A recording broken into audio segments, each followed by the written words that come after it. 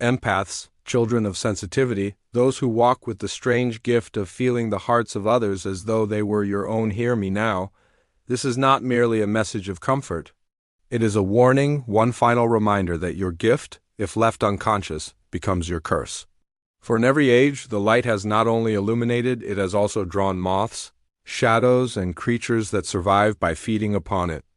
You have been told that your gentleness is your strength, that your kindness is your virtue, that your openness is your treasure. This is true.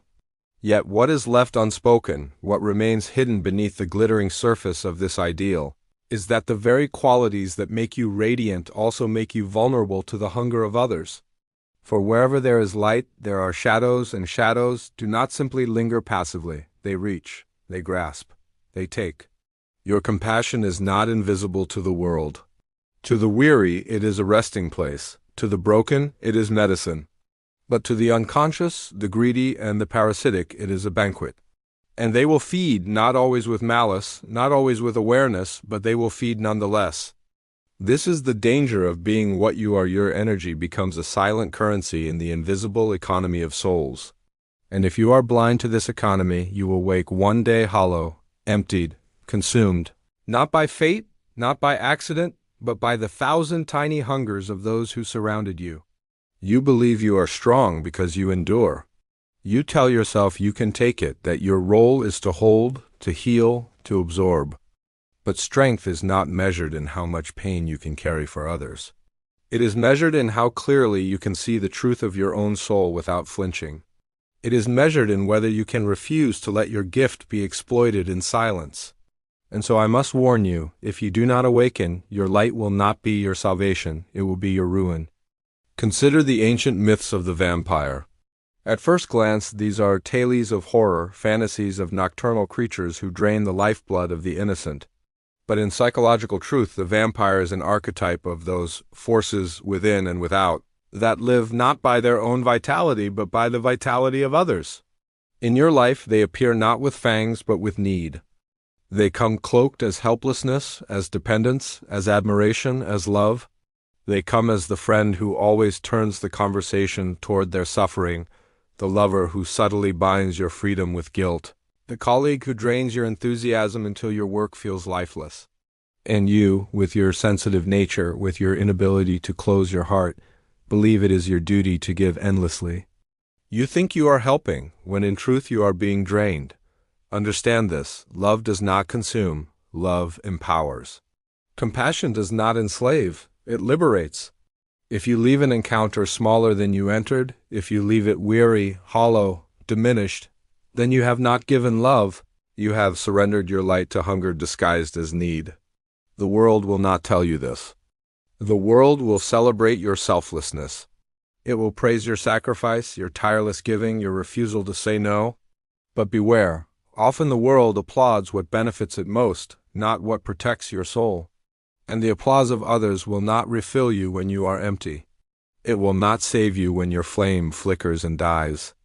You must learn to see the secret economy of energy in human relations, to see not only what is said, but what is exchanged. Empaths, you must realize that you are not born to be food. Your light is not a harvest for the unconscious. You were born to shine, not to be consumed. To live this truth requires courage, for it means breaking an old pattern, your instinct to rescue, to heal, to carry the burdens of those who will never carry your own. You must awaken from the trance of martyrdom. You must say, my compassion is sacred. My energy is not for the ungrateful, the greedy, or the unconscious. My soul is not a public well to be drained by anyone who thirsts. And yet, this does not mean closing your heart. It means opening your eyes. It means choosing consciously where to shine, rather than scattering your radiance into every dark corner in hope of bringing light. Darkness cannot be eliminated by self-destruction. It is only illuminated when you stand whole, sovereign, undiminished. You must also understand this: those who feed upon you are not always villains. Some are simply lost, unconscious of their own hunger. Others are trapped in patterns of need they do not yet recognize. To see this without hatred, to protect yourself without bitterness, this is the true task. For if you respond with anger alone, you will become what you fear, But if you respond with clarity, with boundaries, with sovereignty, you will rise above the cycle of consumption, and your light will nourish only what is worthy of it. Ask yourself now, how many times have you left a conversation feeling drained but called it kindness?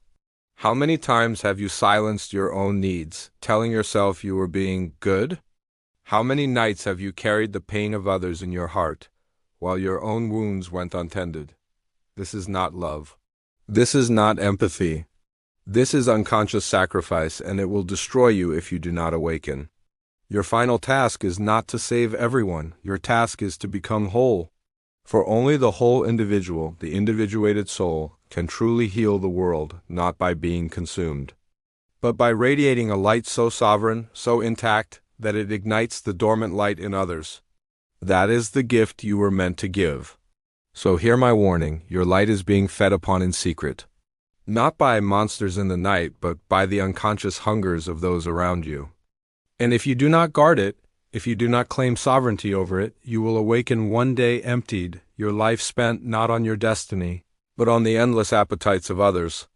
But hear also my promise. If you awaken, if you claim your boundaries, if you learn to give only where your giving is received with reverence and reciprocity, then your light will not fade. It will blaze. It will become a fire that no hunger can consume, a beacon that guides, not a candle that is snuffed. And in this, you will fulfill your true role not as a victim of your gift, but as its master. This is my invocation to you, empaths, awaken. Your survival depends upon it. The world's healing depends upon it. Your light was not meant to be food. It was meant to be fire. Empaths, I must now draw you deeper into the mystery of why your light is so easily consumed. It is not only because others hunger for it, but because within you there are places where you refuse to look, wounds you refuse to name, shadows you refuse to face. And it is precisely in these unseen corners of your soul that the world finds entrance. The unconscious always seeks to be lived out, whether in you or through others. And when you deny your shadow, others will act it out for you, often at your expense. The first truth you must absorb is this: the shadow feeds where you refuse to look. If you do not confront your own darkness, others will take it as permission to feed upon your light. You pride yourself on being selfless, but often this selflessness is a mask, a way of avoiding your own pain. You rush to heal others so you do not have to feel the wound within yourself. You take on their suffering so you can ignore your own, but the unconscious knows no deception. It whispers to the hungry ones around you, "Here is one who will carry your burden. Here is one who will not say no. Here is one who has left their own house unguarded." And so they come. Not always knowingly, not always maliciously, but they come. For the energy you deny yourself, they will consume. Consider this: why do you feel compelled to rescue? Why do you feel drawn to the broken, the wounded, the lost? Partly because of compassion, yes, but also because of an archetypal pattern, one that repeats itself again and again: the rescuer and the victim, the savior and the sufferer. It is a pattern older than memory, a cycle embedded in the collective unconscious. And you, empath, with your sensitivity, step into the role of rescuer almost instinctively. But every rescuer needs a victim.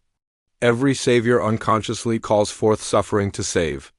This is the paradox. Your light not only attracts those in need, it creates them. By standing always in the posture of rescuer, you summon the archetype of the victim to play its part. And the shadow, sensing your blindness, seizes this as an opportunity. The shadow thrives where there is imbalance. If you are too giving, the shadow manifests in those who are too taking. If you are too forgiving, it appears in those who exploit. If you are too silent, it appears in those who dominate. Your refusal to hold boundaries summons the shadow into form. Thus, every empath who refuses to confront their shadow will eventually be devoured by someone else's. This is not condemnation. It is invitation, for the shadow is not your enemy. It is your teacher. It shows you where you are incomplete, where your light has blinded you to your own darkness. And only when you embrace it, only when you say, "Yes, I too carry anger, I too carry selfishness, I too carry hunger," will you cease to be prey. The paradox is this: the moment you admit your shadow, it loses power over you. The moment you deny it, it takes form in those who surround you.